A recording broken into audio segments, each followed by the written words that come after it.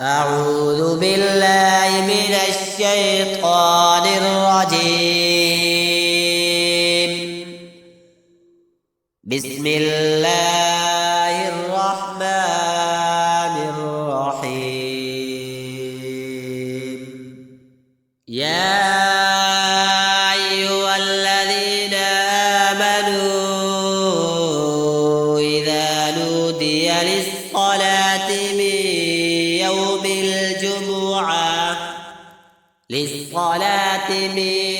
يوم الجمعة فاسعوا إلى ذكر الله وذروا البيع ذلكم خير لكم إن كنتم تعلمون. فإذا قضيت الصلاة فانتشروا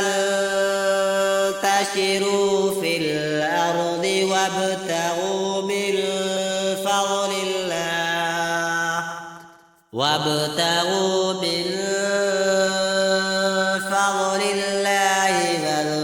الله كثيرا لعلكم تفلحون. وإذا رأوا تجارة